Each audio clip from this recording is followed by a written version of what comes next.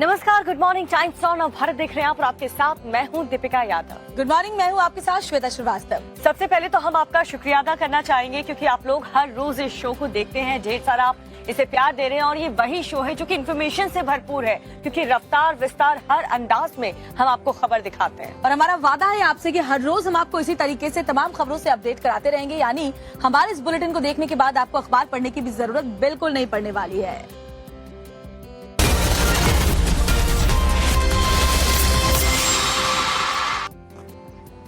और चलिए आपको बताते हैं सबसे पहले बुलेटिन में मौसम के मिजाज के बारे में, क्योंकि हिमाचल प्रदेश बारिश और बाढ़ की मार से कराह रहा है। हालात ये कि घरों के अंदर भी लोग खुद को सुरक्षित महसूस नहीं कर रहे हैं क्योंकि पहाड़ दरक रहे हैं। और हिमाचल के कुल्लू से जो तस्वीर सामने आई है और जो तस्वीर हम आपको दिखाने जा रहे हैं उसे देख करके आप भी डर जाएंगे। जरा देखिए उस तस्वीर को और अंदाजा लगाइए कि वहाँ पर हालात क्या है। हिमाचल प्रदेश में कुदरत इस वक्त रौद्र रूप दिखा रही है। बारिश और नॉन स्टॉप लैंडस्लाइड ने आफत बढ़ा दी है। हिमाचल से जो तस्वीरें सामने आ रही हैं वो डराने वाली हैं।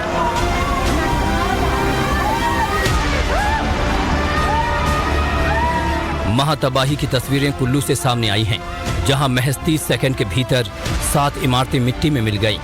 चीख पुकार मची है। पहले बीच के मकान का एक हिस्सा जमींदोज हो जाता है और देखते ही देखते उसके आसपास के 3 और मकान भर भरा कर पल भर में मिट्टी में मिल जाते हैं। नीचे के 3 से 4 मकानों के गिरते ही ऊपर के हिस्से में बने मकान भी भर भरा कर नीचे गिर जाते हैं। इस डरावने दृश्य को जिसने भी देखा वो सिर्फ वहां से अपनी जान बचाता हुआ भागता नजर आया। पूरे इलाके में अफरा तफरी और दहशत का माहौल फैल गया। भूस्खलन का ये खतरनाक वीडियो कुल्लू के आनी इलाके में लैंडस्लाइड के बाद इमारतों में आई दरार का है और फिर ये दरार इन मकानों को हमेशा के लिए लील गई। 7 इमारतें पूरी तरह से बर्बाद हो गई, जबकि 2 से 3 इमारतों पर खतरा मंडरा रहा है। जो मकान लैंडस्लाइड के बाद ध्वस्त हुए वो मिट्टी के नहीं बल्कि ईंट सीमेंट से बनाए गए थे। बड़ी उम्मीदों के साथ 5-5 मंजिला खड़े किए, मगर कुदरत इस तरह बेरहम हो जाएगी ये शायद ही सोचा था।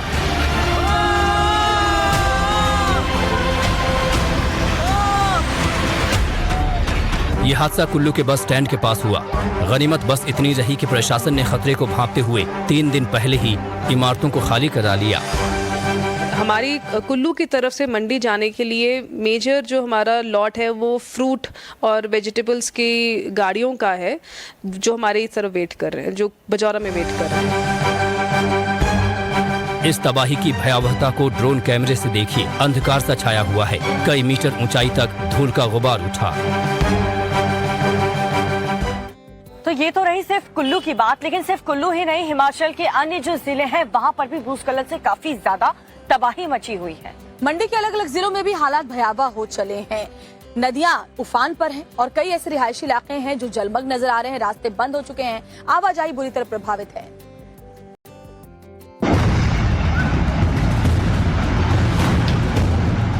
हिमाचल के सिर्फ कुल्लू में ही नहीं बल्कि कई अन्य जिलों में भी नॉन स्टॉप तबाही जारी है। कुल्लू की तरह ही मंडी पर भी आफत टूटी। हनोगी माता मंदिर के पास लैंडस्लाइड हुआ और भारी भरकम पत्थर मुसीबत बनकर टूटा। सैलाब की रफ्तार देखिए। पानी का बहाव ऐसा है कि अपने साथ सब कुछ बहा ले जाए। पानी के साथ मलबा और बड़े बड़े पत्थर भी बहकर नीचे की तरफ आ रहे हैं। हिमाचल से जगह जगह से ऐसी ही तस्वीरें सामने आ रही हैं। मंडी स्थित हनोगी माता मंदिर के ऊपर की पहाड़ी की तस्वीरें देखिए। पहाड़ भरभरा कर गिर गया। मलबा ऐसा गिरा कि मंदिर के पीछे के हिस्से को अपनी चपेट में ले लिया। मंदिर तक पहुंचने का रास्ता पूरी तरह से टूट चुका है। प्रशासन भी एहतियात बरतने की सलाह दे रहा है। मंडी से सामने आई एक और तस्वीर देखिए। ये इलाका कटौला गांव के नाम से जाना जाता है। पूरा गांव सैलाब की चपेट में है। पानी का बहाव इतना तेज है कि कब घर मकान और जान किसे बहा ले जाए पता नहीं। लहरों की रफ्तार देखिए और इस शोर को सुनिए। अगर कोई इसमें फंस जाए तो उसके लिए काल से कम नहीं। बगैर ब्रेक की तरह पानी पहाड़ से नीचे की तरफ बढ़ता जा रहा है। मंडी में विनाश की एक और तस्वीर देखिए। ये मकान इसी आफत में घिर गया।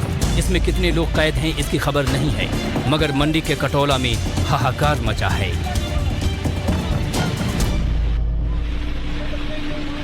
मंडी जिले में अनफॉर्चुनेटली जो है 5 जो है वो डेथ्स जो है लैंडस्लाइड से या फ्लैश फ्लड से हमारे यहाँ पे हुई हैं और 2 लोग जो अभी तक मिसिंग जो है वो रिपोर्ट हुए हैं।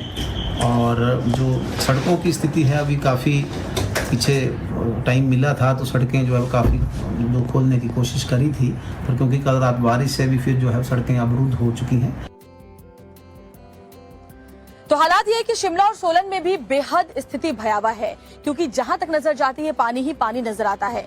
दूर दराज के इलाके तो छोड़िए, बीच शहर में भी हालात ऐसे हैं कि ऐसा लगता है कि नदियां सड़क पर तब्दील हो गई हैं। और शिमला की बात अगर करें तो वहां से जो बाढ़ बारिश और लैंडस्लाइड की तस्वीर सामने आई है उसे देखकर आपके भी रोंगटे खड़े हो जाएंगे। ये वीडियो देखकर अंदाजा लगाइए फ्लैश फ्लड हिमाचल में किस तरह तबाही मचा रहा है। पत्थर, ईंट, लकड़ी, लोहा और भी न जाने क्या क्या इसमें बहा जा रहा है। हिमाचल के सोलन में आई इस फ्लैश फ्लड में सड़क ही गायब हो गई। मलबे में बड़े बड़े पेड़ बहते हुए नजर आए। जिधर से ये मलबा गुजरा वहां खौफ का मीटर अचानक बढ़ गया।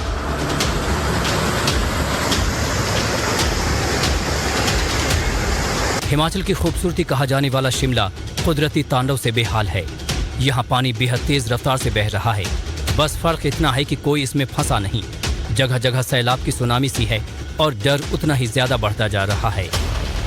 मैं हिमाचल प्रदेश की राजधानी शिमला में हूं और ये कनलोक जगह है और यहाँ पर आप देखिए किस तरीके से जो बरसात है उसने भारी तबाही मचाई है। लैंडस्लाइड हुई है जिसकी वजह से ऊपर से पूरी की पूरी एक जो सड़क है वो नीचे आकर धंस गई है। देवदार के बड़े बड़े जो पेड़ हैं वो नीचे आ गए हैं। ये देखिए इस वर्कशॉप का जो पिछला हिस्सा है वो हम आपको दिखा रहे हैं।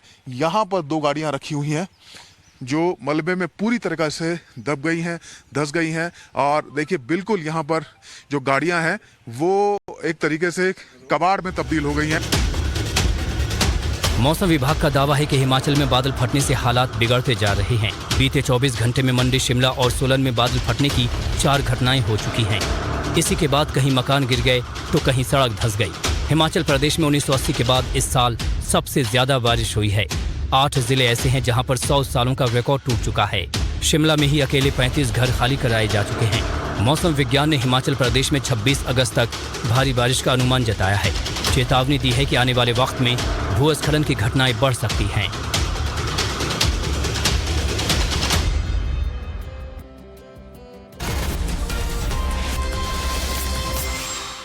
कई जिले बाढ़ और बारिश की मार झेल रहे हैं, यानी कि न सिर्फ पहाड़ी इलाके बल्कि मैदानी इलाकों में भी हालात बेहद खराब हो चले हैं। गांव के गांव डूबे हुए नजर आ रहे हैं। और यूपी का सबसे ज्यादा उन्नाव, मुरादाबाद और अमरोहा पूरी तरीके से जल प्रलय वहां पर नजर आ रहा है। दिखाते हैं आप।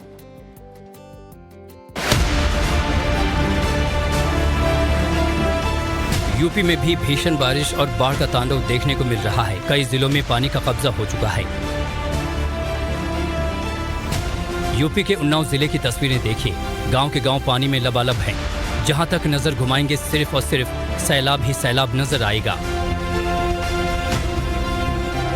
दरअसल उत्तराखंड में बांध से पानी छोड़े जाने के बाद कानपुर, उन्नाव, गंगा बैराज के सभी गेट खोल दिए गए हैं, जिससे गंगा का जलस्तर लगातार तेजी से बढ़ता जा रहा है। और हालत यह है कि गंगा नदी खतरे से 17 सेंटीमीटर ऊपर बह रही है, जिसके चलते हजारों बीघा फसल जलमग्न होकर बर्बाद हो गई है। गंगा की चपेट में 50 से ज्यादा गांव आ गए हैं, जिससे हाहाकार मच गया है। मौसम विभाग का अनुमान है कि उत्तराखंड और उत्तर प्रदेश में भारी बारिश हो सकती है। यूपी के मुरादाबाद जिले में भी हालात कुछ ऐसे ही हैं। रामगंगा में आई बाढ़ से आधा दर्जन से ज्यादा गांव डूब गए हैं। रामगंगा नदी के आसपास के इलाकों में कई फीट पानी भरने से लोगों का घरों से निकलना दूभर हो चुका है।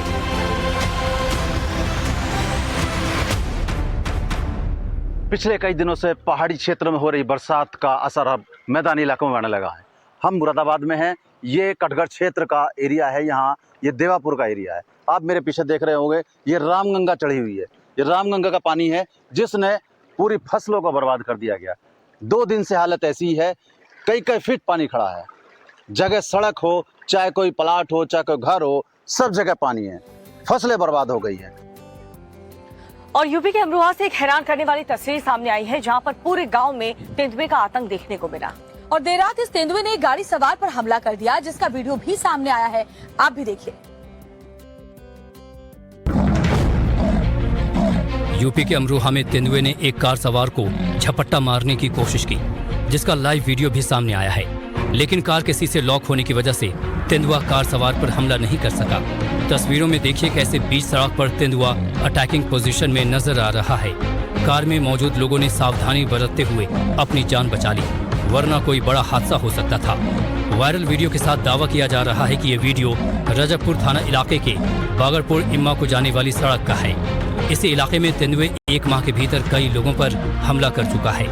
पिछले लगभग 1.5 माह से अमरोहा में तेंदुए की दहशत बरकरार है। तेंदुए आए दिन अलग अलग इलाकों में नजर आ रहा है।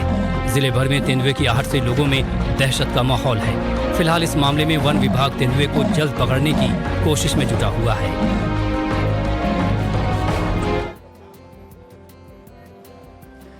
और इंदौर में प्रदर्शन कर रहे छात्रों के ऊपर पुलिस ने एक्शन लिया। उन्हें हटाने के लिए वाटर कैनन का इस्तेमाल भी करना पड़ा।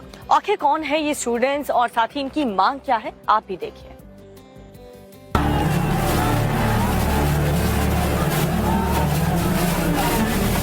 मध्य प्रदेश के इंदौर में NSUI का जोरदार प्रदर्शन देखने को मिला।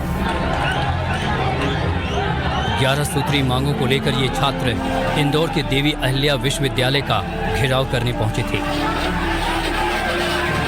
लेकिन प्रशासन ने छात्रों को आगे बढ़ने से रोक दिया। उग्र छात्रों का प्रदर्शन देख पुलिस को वाटर कैनन का इस्तेमाल करना पड़ा। पुलिस ने छात्रों को रोकने के लिए कई जगहों पर बैरिकेडिंग लगाए थे, लेकिन जब छात्रों ने कानून व्यवस्था को चुनौती देने की कोशिश की तो पुलिस की तरफ से हल्का लाठीचार्ज भी किया। कई लोगों को चोट आई। ये पुलिस के माध्यम से शिवराज सिंह चौहान की सरकार और शिवराज सिंह चौहान छात्रों की आवाज दबाना चाहते हैं। हमारे साथ लाठीचार्ज करा, हमारे ऊपर वाटर कैनन करा, हमारे कई साथी घायल है और मेरे को भी गंभीर चोटें आई हैं। जब हम लोग अपनी आवाज उठाना चाहते हैं, जब हम अपने न्याय की मांग करते हैं, तब ये भारतीय जनता पार्टी और पुलिस दमनकारी नीति अपनाकर हम लोगों के साथ अत्याचार करने का काम करती है।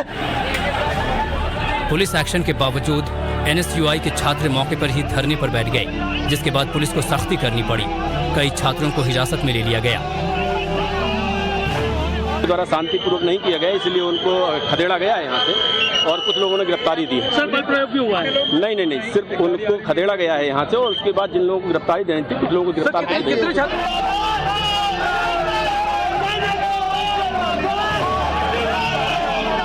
लाठीचार्ज और सख्ती किए जाने को लेकर छात्रों में आक्रोश दिखाई दे रहा है।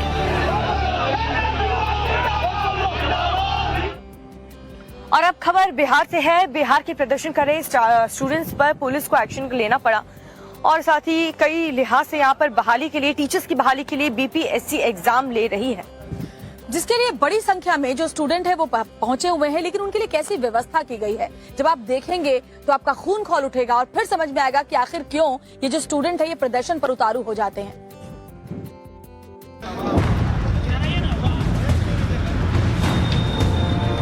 ये तस्वीरें राजधानी पटना की हैं। देखिए, जहां तक आपकी नजर जाएगी वहां तक आपको सिर्फ छात्रों की भीड़ ही नजर आएगी। हम आपको पटना की स्थिति दिखाएंगे, लेकिन उससे पहले इन तस्वीरों को देख लीजिए। ये तस्वीरें पटना से करीब 300 किलोमीटर दूर कटिहार की हैं और यहाँ स्टेशन पर जो लोग नजर आ रहे हैं वो यात्री नहीं बल्कि परीक्षार्थी हैं जो BPSC की परीक्षा में भाग लेने आए हैं। अब सवाल है कि जब ये BPSC की परीक्षा देने आए हैं तो यहाँ स्टेशन पर क्या कर रहे हैं? जवाब आप खुद सुन लीजिए। हम यहाँ पर 2 बजे उठते हैं, उसके बाद हम लोग गए बाहर देखे कि मतलब मिल जाना चाहिए रूम नहीं मिला तो फिर हम लोग यहीं पर रुकना पड़ा। क्योंकि थोड़ा परेशानी हुई, लेकिन प्रशासन को देखना चाहिए कि हम लोग ये रूम लड़कियों के लिए खास करके एक और बनाना चाहिए, वहाँ पर लड़कियाँ रुक सके रात। ये अंजलि हैं जो बनारस से BPSC की परीक्षा देने आई हैं। हम लोग इसमें 3 बजे आ गई थी तो हम लोग होटल वगैरह देखे पर सारा होटल फुल था, तो हम लोग को बहुत प्रॉब्लम हुआ, तो फिर हम लोग रिटर्न यहाँ आए। रात से हम लोग यहीं हैं। जबकि ये लड़की आजमगढ़ से आई है। आप खुद देख लीजिए यहाँ ऐसी कितनी लड़की और उसके अभिभावक हैं जो परेशान हैं और इसकी वजह है सिर्फ और सिर्फ अव्यवस्था, और ऐसी अव्यवस्था राजधानी में भी है। सड़क पर जाम की स्थिति है पूरी तरह से। तो देखिए, जहाँ भी आपकी नज़र जाएगी यहाँ पर छात्र दिखेंगे जो कि यहाँ पर पहुँचे हैं एग्जामिनेशन के लिए। लड़कियाँ हैं, लड़के हैं, तमाम जो छात्र हैं उसकी तस्वीर आपको हम दिखा रहे हैं। और ये एक सेंटर का हाल है। इस तरह से पटना में कई सेंटर है और पूरे बिहार में बहुत से सेंटर बनाए गए हैं जिसपे एग्जामिनेशन जो है वो किया जा रहा है। बता दें कि बीपीएससी की ओर से 1,70,461 पदों पर शिक्षक नियुक्ति के लिए परीक्षा शुरू हो गई है। इस परीक्षा में करीब 8 लाख परीक्षार्थी हिस्सा ले रहे हैं। इसकी वजह से परीक्षार्थियों की ऐसी भीड़ लगी है जैसे मानो परीक्षा नहीं कुंभ का मेला लगा हो। और पटना में पूर्व डिप्टी मेयर रजनी देवी के घर के बाहर जमकर बवाल देखने को मिला। तोड़फोड़ की गई, आगजनी की गई, वाहनों को नुकसान पहुंचाया गया और जमकर पथराव भी किया गया। आखिर ये पूरा मामला था क्या, बवाल करने वाले लोग कौन थे और साथ ही पुलिस को सीसीटीवी में क्या दिखाते हैं आपको रिपोर्ट में।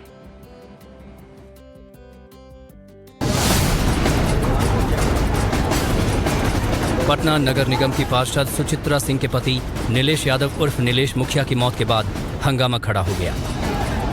नीलेश मुखिया का शव जैसे ही दिल्ली एम्स से पटना पहुंचा, समर्थकों ने बवाल करना शुरू कर दिया। आक्रोशित समर्थकों ने जमकर हंगामा किया। पूर्व डिप्टी मेयर रजनी देवी के घर पर ईंट पत्थरों से भीड़ ने हमला कर दिया। जमकर तोड़फोड़ की गई। घर के बाहर लगे सीसीटीवी में लोगों का हुजूम पथराव करते कैद हो गया। चौराहे पर आगजनी की गई, कुर्सियों को तोड़ा गया, पथराव किया गया। समर्थकों ने घर के बाहर खड़े वाहनों को भी नहीं बख्शा। कार, ट्रक, जीप और बाइक में जमकर तोड़फोड़ की गई। गाड़ियों के शीशे तक तोड़ दिए गए। बवाल बढ़ता देख भारी संख्या में पुलिस बल मौके पर पहुंचा और हालात पर काबू करने की कोशिश की।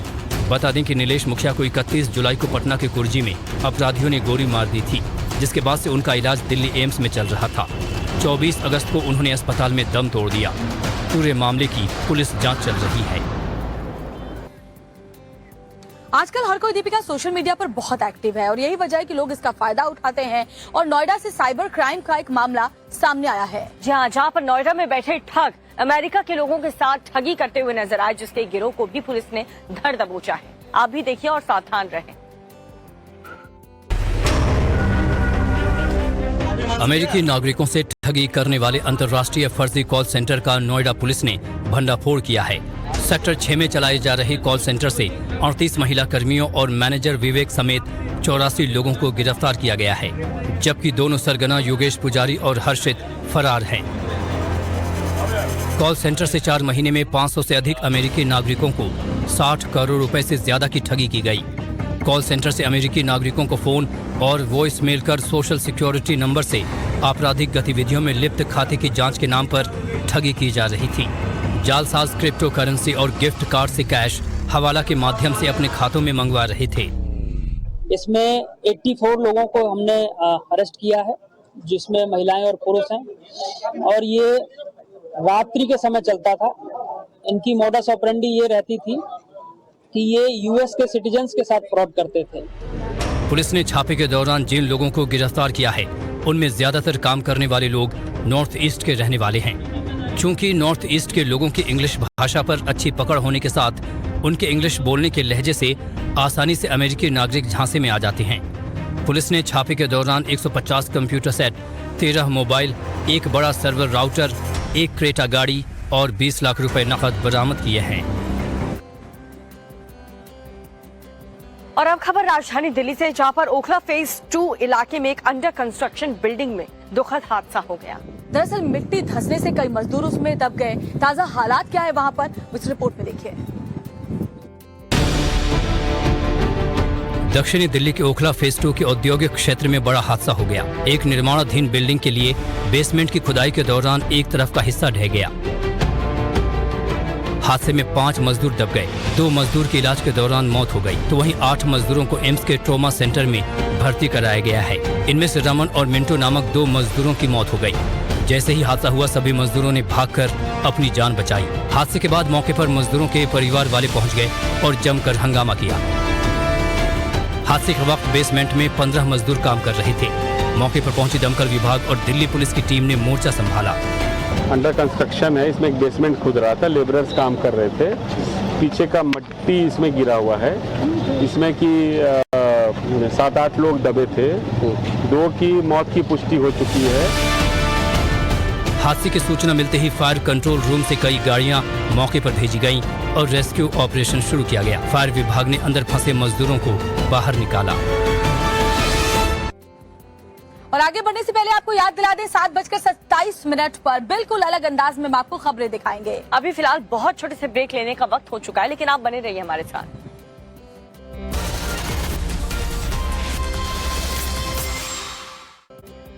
तो चांद पर भारत इतिहास रच चुका है और पूरे दुनिया में हमारे भारत के जितने भी साइंटिस्ट हैं उनकी जमकर तारीफ भी हो रही है। और साथ ही अगर बात करें तो चांद की सतह पर पहुंच करके अपना काम भी शुरू कर चुका है। इसरो ने एक वीडियो दरअसल जारी किया है जिसमें चांद की सतह दिखाई दे रही है। लैंडिंग से ठीक पहले चंद्रयान के कैमरे में क्या कैद हुआ वो आप देखिए इस रिपोर्ट में। इसरो ने चंद्रयान की लैंडिंग से ठीक पहले का वीडियो जारी किया। इस वीडियो में चांद का खूबसूरत नजारा दिखाई दे रहा है। 2 मिनट 17 सेकंड के इस वीडियो में चांद की सतह पर शुरुआत में लहरों जैसा नजारा दिखाई दे रहा है। थोड़ी देर बाद वीडियो में चांद की सतह पर गड्ढे दिखाई दे रहे हैं। वीडियो में कई जगहों पर छोटे छोटे छेदनुमा गड्ढे दिखाई दे रहे हैं। लैंडिंग से कुछ सेकंड पहले का ये वीडियो बेहद आकर्षक है। वहीं चंद्रयान 3 की लैंडिंग के बाद 6 पहियों और 26 किलो वजन वाले प्रज्ञान रोवर ने चंद्रमा की सतह पर खोजबीन शुरू कर दी है। लैंडिंग के करीब 14 घंटे बाद गुरुवार सुबह भारतीय अंतरिक्ष अनुसंधान संगठन ने रोवर के बाहर आने की पुष्टि की, जबकि सोशल मीडिया पर बुधवार देर रात ही प्रज्ञान रोवर की रैंप से बाहर निकलते हुए तस्वीरें कुछ लोगों ने शेयर कर दी थी। इसरो के मुताबिक रोवर प्रज्ञान की सभी गतिविधियां तय समय पर हो रही हैं। पूरा सिस्टम नॉर्मल है। वहीं प्रधानमंत्री नरेंद्र मोदी शनिवार को बेंगलुरु में इसरो के वैज्ञानिकों से मिलकर उन्हें चंद्रयान 3 की सफल लैंडिंग की बधाई देंगे। बता दें कि भारत ने बुधवार को शाम के 6:04 पर चंद्रमा के दक्षिणी ध्रुव पर सफल सॉफ्ट लैंडिंग कर इतिहास रच दिया था। इससे पहले चंद्रमा के दक्षिणी ध्रुव पर कोई देश नहीं पहुंच सका है। और चंद्रमा की सफल लैंडिंग पर चंद्रयान ने जिस तरह से साउथ पोल पर सफल लैंडिंग की, उसके बाद पूरे देश में खुशी का माहौल है और जो लोग हैं इस पल को, इस नाम को अपने जिंदगी से जोड़े रखना चाहते हैं। और यही कारण है कि 23 अगस्त के दिन जितने भी बच्चे पैदा हुए हैं उनके माता पिता ने चंद्रयान मिशन से ही जुड़ा हुआ नाम अपने बच्चों का रखा है। 23 अगस्त को भारत ने अंतरिक्ष के क्षेत्र में इतिहास रच दिया। भारत ने वो कर दिखाया जिसे अब तक दुनिया का कोई देश नहीं कर सका। चंद्रमा के दक्षिणी ध्रुव पर उतरने वाला भारत पहला देश बन गया। चंद्रमा की सतह पर विक्रम लैंडर ने जैसे ही सॉफ्ट लैंडिंग की, पूरा देश खुशी से झूम उठा।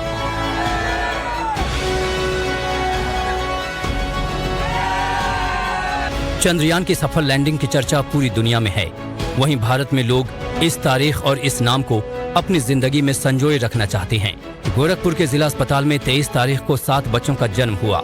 इनके माता पिता बच्चों का नाम चंद्रयान 3 मिशन के नाम पर रख रहे हैं।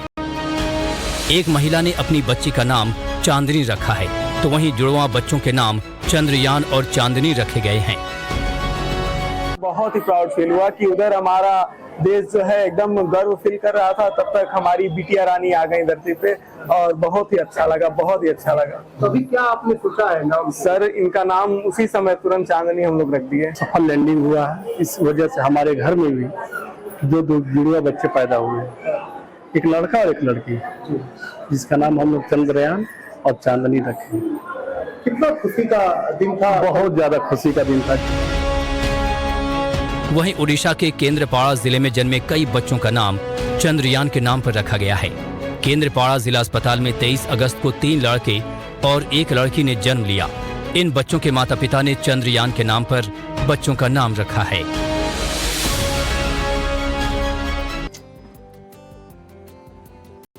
और ज्योति मौर्य की कथित बेवफाई का मामला भी शांत भी नहीं हुआ था कि यूपी से सेम ऐसा ही एक और मामला सामने आ गया, जिसमें पति ने अपनी पत्नी पर धोखा देने का आरोप लगाया है। हालांकि पत्नी का इस मामले में कुछ और ही कहना है। ज्योति मौर्य का मामला अभी शांत भी नहीं हुआ था कि एक और मामला सुर्खियों में है। फतेहपुर में एक शख्स का आरोप है कि उसने अपनी पत्नी को काफी खर्च कर पढ़ाया लिखाया, लेकिन नौकरी लगते ही वो उसे छोड़कर पंचायत सचिव के साथ जाकर रहने लगी। सीता शरण पांडे ने डीएम को चिट्ठी लिखकर न्याय की मांग की है। मैं अपने बच्चों से मिलने आया, जैसे ही मैं मिलने की कोशिश किया मुझे मारा गया, पैसे में से खींच लिया। मेरी बीवी यहाँ ब्लॉक मिशन प्रबंधक में बहुआ ब्लॉक में है। उसी ब्लॉक में एक था ग्राम पंचायत अधिकारी अनूप सिंह, जो ब्रह्मा का है, लोकल का है और गैंगस्टर है। मैं उसके घर गया, वही ले लाता जाता है, उसी के साथ रहती है। अब मुझे पता नहीं कि मेरे बच्चे कहाँ हैं। मैं कंप्यूटर बनाता हूँ, मोबाइल रिपेयरिंग करता हूँ, मेरी दुकान थी, पर भगवान की इच्छा हुई, इसकी नौकरी लग गई। मैंने अपना धंधा पानी छोड़ दिया, इसके पीछे लग गए। मैंने कहा गवर्नमेंट नौकरी है, लेकिन ये थोड़ी सोचा था कि ये वहीं महिला का आरोप है कि उसका पति शराब पीकर उसके साथ मारपीट करता था, जिसके चलते वो बच्चों समेत अलग रह रही है। ऐसा मैंने कुछ भी नहीं किया कि मेरा किसी के साथ संपर्क है या कोई मेरे संपर्क में है। जो भी ये शिकायत कर रहा है वो एकदम से झूठ है। बच्चे जो है वो मेरे पास हैं, वो पढ़ रहे हैं और अच्छे से भी हैं। ये इनकी आदत ही है ऐसे शिकायत करना। कई जगह ये शिकायत कर चुके हैं, 2 साल से ये शिकायत ही कर रहे हैं। सिर्फ इनको दारू पीने के लिए चाहिए, मारपीट करना है, इनको दारू पीना है, पैसा लेना। मेरा सारा जेवर बेच गए, यहाँ तक कि घर के दाल गेहूँ चावल तब बेच के बहुआ से ये चले गए हैं। और आए दिन नशे की हालत में यहाँ के जबरदस्ती करना, उल्टा सीधा आरोप लगाना, मारपीट करना, इनके बस इतना ही काम है। दोनों की शादी 6 मार्च 2011 को हुई थी। दोनों के 2 बच्चे भी हैं, जिनमें 9 साल की बेटी और 7 साल का बेटा है। 16 दिसंबर 2019 को फतेहपुर जिले के ब्लॉक बहुआ में नीलम पांडे को मिशन प्रबंधक के पद पर नौकरी मिली थी, जिसके बाद से दोनों के रिश्तों में खटास आने लगी। अब किसके आरोप में कितना दम है, ये जांच के बाद ही साफ हो सकेगा।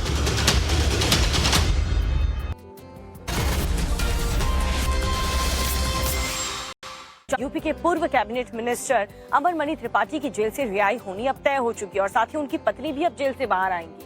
लेकिन इन दोनों की रिहाई से किसको मौत का डर सताने लगा है, वो इस रिपोर्ट में देखिए आप।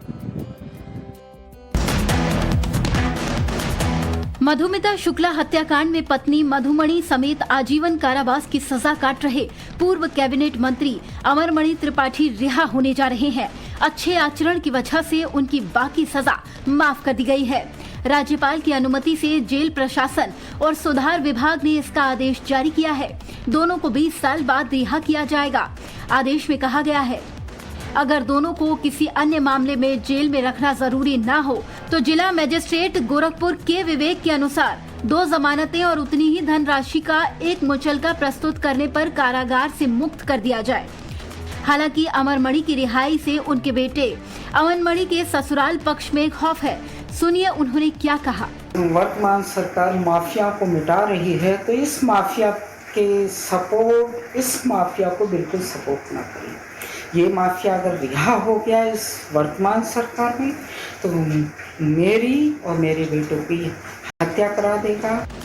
बता दें कि करीब 20 साल पहले राजधानी लखनऊ की पेपर मिल कॉलोनी में रहने वाली कवयित्री मधुमिता शुक्ला की हत्या कर दी गई थी और मामले में जांच सीबीआई ने की थी। जांच एजेंसी ने अमरमणि और उनकी पत्नी मधुमणि को दोषी करार देते हुए अदालत में अपना आरोप पत्र दाखिल किया था। बाद में गवाहों को धमकाने के आरोप में इस मामले का मुकदमा देहरादून में स्थानांतरित कर दिया गया था। और आगे बढ़ने से पहले आपको याद दिला दे, फ्रेश एंड फास्ट जरूर देखिएगा 7:55 पर। और अभी के लिए आज के लिए फिट इंडिया के सुपर हिट बुलेटिन में इतना ही। कल फिर होगी मुलाकात।